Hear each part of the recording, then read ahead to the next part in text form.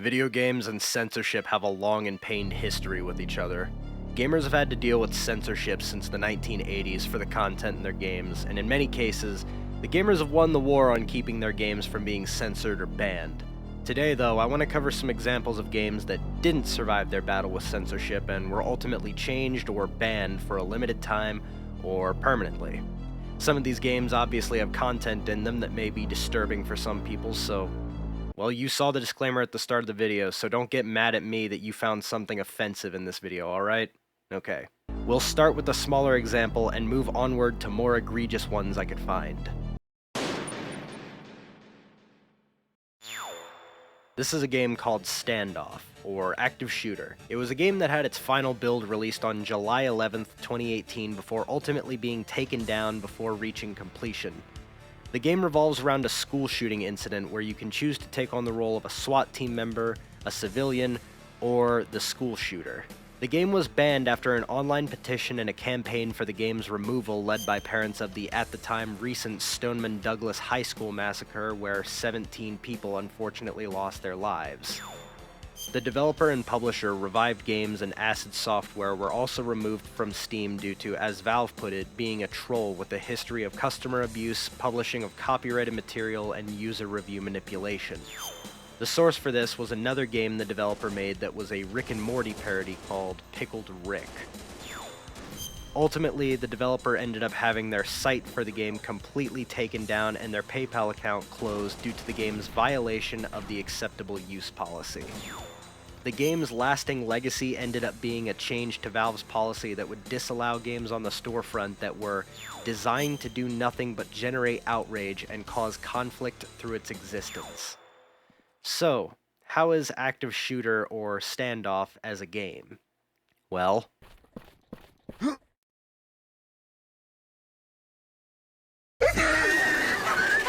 yeah, it's just a terrible Unity asset flip from a talentless developer. There's nothing of real note here except shooting a bunch of lifeless NPCs taking the role of students, all of whom are the same female 3D model with a different color shirt on.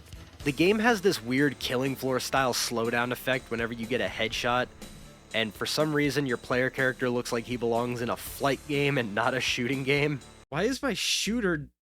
If I'm supposed to be... There's no ammo counter or targeting reticle. You could make this game yourself in an afternoon. There's really nothing else of substance I can say here. It's garbage. Oh. Kill yourself! Also, you can't ride the motorcycle, so the game gets a -1 out of 10. Replay is an infamous example when it comes to game controversy.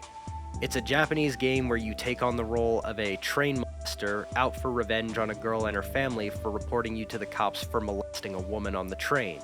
The game had been banned in countries like New Zealand, Australia, Indonesia, and to this day is considered so disturbing that it's the only game to receive a nationwide ban in the nation of Argentina. While not fully banned in the United States, the game received the infamous adults-only rating and therefore pretty much no retailer wanted to sell the game. Illusion would later go on to make an announcement on their website stating that they had discontinued distribution of Replay as a result of the controversy and worry over their impact on the industry. So, what is Replay? Well, it's a game where you give head pats to cute lollies, of course. No, but seriously, the gameplay in the first chapter is made up of 2 parts. Part 1 is following these girls onto a train and getting the bar on the left up to about 80% full. How do you get this bar to go up?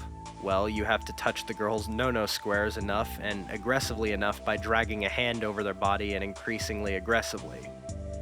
Part 2 is, as you might have guessed, the part where you struggle snuggle with them. I can't show a lot for very obvious reasons, but you click the drag button on the top right to snuggle the girls more aggressively until... Yeah, you know what? I'm done. You can infer what happens. Anyway, the second act is where the girls are now your permanent snuggle buddies and you have to train them to be better snuggle partners.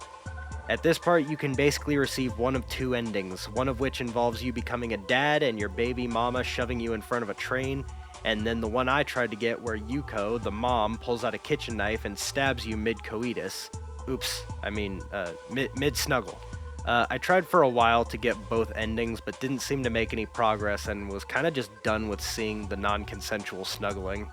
Snuggle with consent, boys and girls. If I were to ask you what Rockstar's most controversial game franchise is, I'm willing to bet at least some of you would say their popular Grand Theft Auto franchise, right? Well, controversial as it is, Grand Theft Auto would at best only qualify for second place. Why? Well, this is Manhunt, Rockstar's darkest and most sinister franchise, consisting of only 2 games total but a metric load of controversy to boot. The game revolves around a death row inmate named James Earl Cash, surviving his execution and being placed at the mercy of a sadistic man named the Director. The Director tells James he's being hunted and wants his help to film snuff. In exchange for doing that, he offers James his freedom. The game was banned in Australia and New Zealand and was confiscated in the country of Germany for portraying killing of humans as fun and glorifying vigilantism. The game received the ire of US legal representative Joe Baca, who, to the surprise of no one, is Californian, said it's telling kids how to kill someone and it uses vicious, sadistic, and cruel methods to kill. Getting even crazier, Rockstar and Sony Computer Entertainment faced a wrongful death claim by the parents of 14-year-old Stefan Pakira due to the murder being perpetrated by a 17-year-old Warren LeBlanc, who reportedly owned a copy of the game Manhunt, with the Pakiras being represented by none other than Jack Thompson. To top it all off, the people apparently most uncomfortable with Manhunt were none other than Rockstar themselves. It rubbed them the wrong way in a way that GTA never could. Ex-employee for Rockstar Games Jeff Williams said, "It may sound surprising, but there was almost a mutiny at the company over that game. It was Rockstar North's pet project.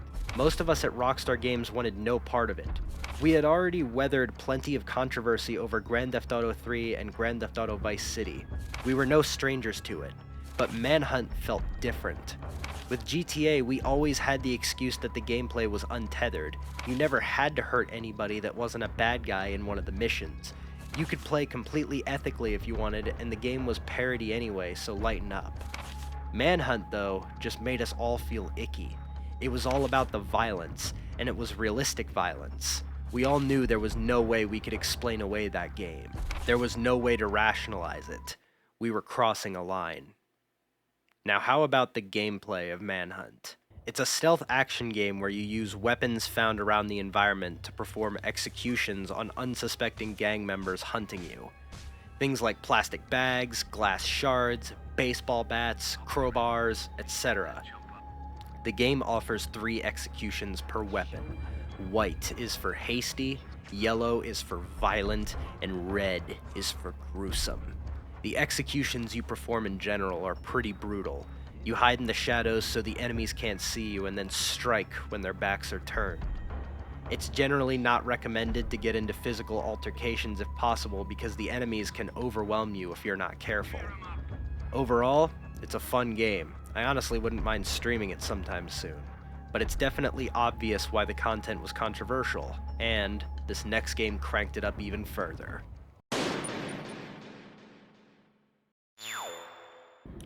Four years after the release of Manhunt came its more brutal, more controversial, and more disturbing sequel, Manhunt II. The game ultimately ended up being banned in even more countries than the original Manhunt, including New Zealand, Malaysia, Saudi Arabia, Germany, South Korea, and temporarily the United Kingdom, with Rockstar having a heavy battle ahead of them to keep the game from being banned in the United States. Buckle up, this next chapter is going to be a long one, and it's the shortened version of the full story for the sake of this video. Controversy erupted a mere 2 days after Rockstar had announced the original Manhunt, with the Pakira family, mentioned earlier, expressing their disappointment, and a member of the English Labour Party, Keith Vaz, saying that he was astonished that they were making a sequel. To make matters even worse, Jack Thompson jumped in again, expressing that he vowed to have the game banned, claiming it was directly responsible for the death of Stefan Pakira. I swear, you can't navigate any 2000s Rockstar controversy without finding this guy somewhere. To make a long story short, Thompson made it clear he wanted the game banned along with another upcoming Rockstar title, Grand Theft Auto 4, labeling them public nuisances, referring to Take-Two and Rockstar as Scottish sociopaths sipping single malt Glenlivet, and spewing pop culture sewage to the world's children. You'd think for a guy this outspoken about video game violence being sold to children, someone would tell him what an ESRB rating was. Thompson's dispute with Take-Two was ultimately settled out of court, with Thompson agreeing to not try to block Take-Two's ability to sell or distribute games any further, and in exchange, they would drop a suit accusing Thompson of contempt of court concerning the game Bully, yet another game Thompson tried to have banned. All of Rockstar's worst fears for Manhunt II came true on June 19, 2007, when the game was rejected by the British Board of Film Classification and the Irish Film Classification Office. The BBFC issued a statement ultimately saying that the game was unacceptable even if only played by adults. Rockstar issued a statement expressing their disappointment and disagreement with the decision that they were employing hypocrisy in how they treated games to how they treated films. But that wasn't it for Rockstar on the day of June 19th. Despite all that was happening with the United Kingdom banning the game, the ESRB in the United States hit Rockstar with the ultimate mark of death for any major retail game: the dreaded adults only rating. And to make matters even worse, Nintendo, Microsoft, and Sony issued statements saying that they don't allow AO titles on their platforms, which would essentially kill Manhunt 2 in the womb. So, faced with a hard decision, Rockstar had to make censorious changes to the game in order for it to receive an M17 rating and ever see store shelves. The changes included a blurring effect and red screen filter over executions mixed with black and white flashes. Most decapitation executions were removed from the game. The Pliers executions were toned down, the removal of all innocent characters from certain levels, and the removal of the rating system that was present in the first Manhunt game at the end of levels that rated your performance. This version of the game was approved by the ESRB and BBFC, and the game was granted an M rating, meaning it could now be platformed on mainstream gaming consoles and sold in major retail stores. But that still wasn't the end of Rockstar's battle with the censorious bureaucrats in Washington. Yes, I know this section is taking a long time, but I swear the end is near. They just really wanted this game banned. Manhunt 2 released on October 31st of 2007 with the M17 rating, but very shortly after release, gamers being gamers managed to find a way to remove the blurring effect on all three versions of the game.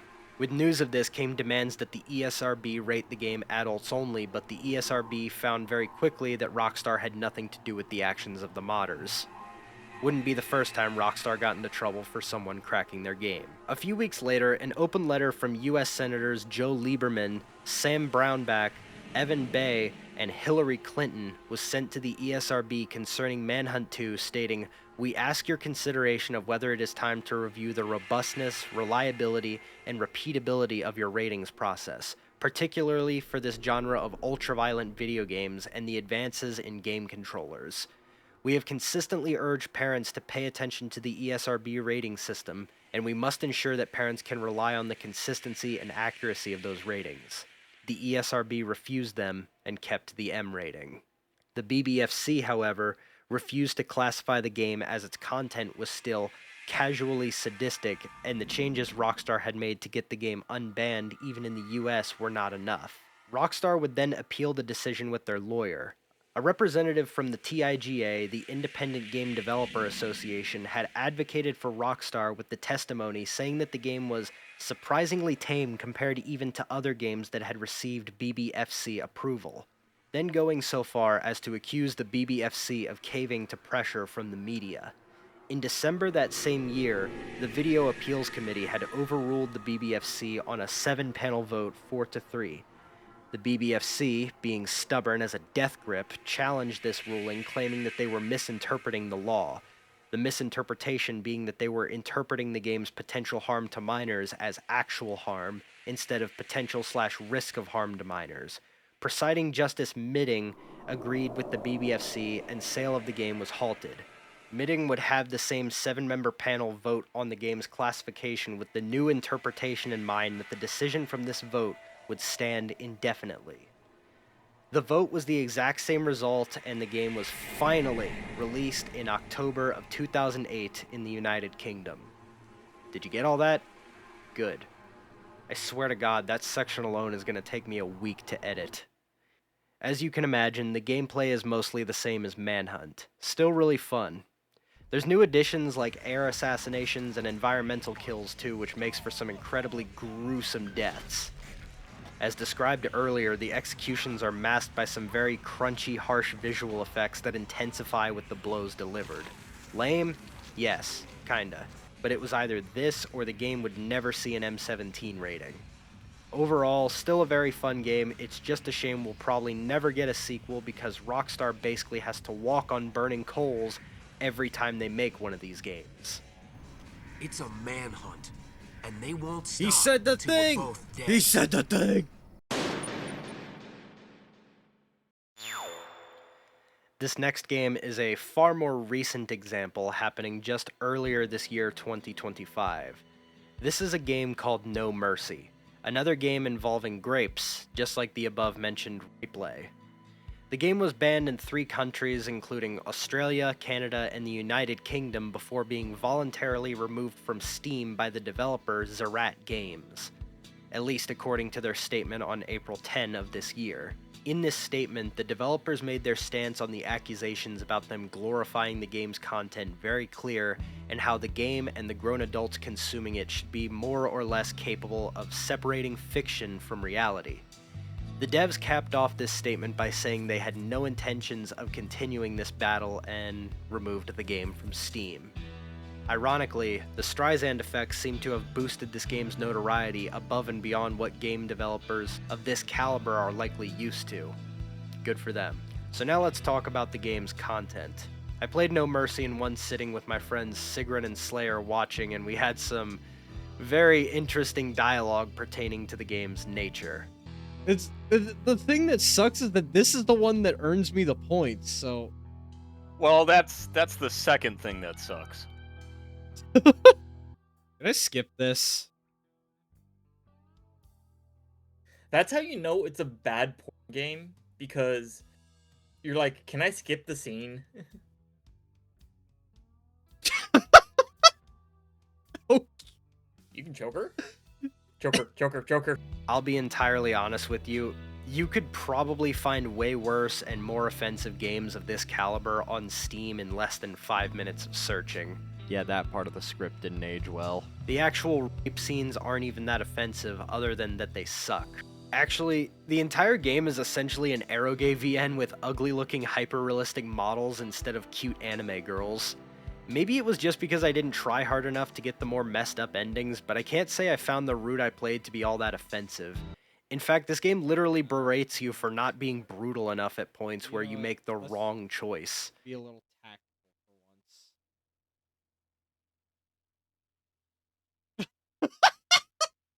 for once. Are you fucking kidding me, sir? I would like to kindly remind... What's the fucking point of giving me a choice if you're gonna criticize me for it, game? Yet the actual game's content didn't scar me at all. I know that this is a weird complaint to have, but it's true. Throughout the game, there seem to be these random sections of one-off gameplay that feel totally out of place and are usually programmed pretty terribly. Like this strange dancing section with Nicole that makes no sense. There's also this fighting section in the bathroom later on, which is programmed terribly. If I can be brutally honest, I think the controversy is the best favor this game could have been done, because I wouldn't have paid attention to it, and I think most people would have considered it a subpar 3D Aero game by itself. And speaking of games that only survived because of controversy, this is a game called Hatred, a game that was mired in controversy from its reveal all the way to its release. The game's trailer made no ambiguity about the game's tone or content, opening up on the protagonist having a psychotic monologue about how much he hates humanity and the world while he has Monster playing on his iPod. Nah, I'm kidding. But yeah, the game was advertised as being dark and edgy and involved killing innocent civilians as a main objective. It wasn't like in Grand Theft Auto games where civilians would only ever die as collateral or the player would do it by choice. The game made you kill people to progress. The game was temporarily removed from Steam before release due to the extreme graphic nature of the content, and brought back with a personal apology from Gabe Newell. As per the Streisand effect, Hatred then gained a large boost in support and became the most voted game on the Steam Greenlight service. Another one of Hatred's great accomplishments was being one of the only 2 games in history with no nudity or sexual content to receive the death mark of the ratings board, the adults only rating. As mentioned before, Sony and Microsoft refused to sell adults only rated games, so the game never saw a console release. Another fun fact to mention was that Twitch made all games with the adults only rating illegal to stream on their platform less than a month before Hatred released on June 1st, 2015. Make of that what you will. So now the gameplay of Hatred. The gameplay consists of isometric shooting galleries of civilians until the game tells you can move on. The game allows you to regain health by performing executions on downed civilians, which are normally punctuated by the protagonist saying some of the edgiest dialogue you can imagine. And who fucking cares? This fucking dialogue. The destruction physics are actually really cool and a treat to watch, though. The best way I can describe it is a wannabe modern Postal that substitutes disturbing imagery for edge and fails to fill in the gap. I'd say just go play Postal instead. Speaking of Postal...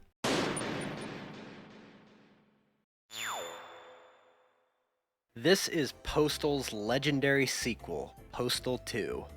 As a sequel, it switched out the macabre and creepy tone and art for more shock value and offensive humor. The game was banned in Malaysia, Australia, Germany, New Zealand, and Sweden for high-impact violence and depictions of cruelty. The game has an incredibly long history of controversy and attempts at censorship here in the US. There was a point in 2013 where Postal 2 went to court in California because Senator and professional know-it-all boomer Leland Yee wanted the game banned and had spoken ill of gamers and the gaming industry. The courts ultimately voted in favor of free speech, and Postal 2 is still considered one of the most controversial games on Earth to this day. But the very ironic thing about that statement is that you can actually play through Postal 2 without killing anyone. The entire game can be beaten completely pacifist. It's entirely up to the player how violent the game is. The game's gameplay and objectives revolve around the postal dude going about normal everyday activities like picking up milk, meeting celebrities, returning books. The chaos merely happens around him, and the player can choose to respond violently or non-violently. As stated earlier, Postal 2's legacy is being one of the most controversial and offensive games on planet Earth, but it's beloved for pushing boundaries on that front as well. As of today, the game has sold over 5 million units and is cemented developer running with scissors in the annals of gaming history. I guess those boomer politicians can put that in their pipe and smoke it. This can't be good for me, but I feel great. So those were 7 games that were placed under the guillotine of censorship somewhere in the world. Did you have any games that you wanted to see covered in this video? Are you in a country where games like these are banned? Leave a comment and let me know of some banned or censored games you know of, and I might make a sequel to this video. My name is Dom. Thank you very much for watching. I'll see you later.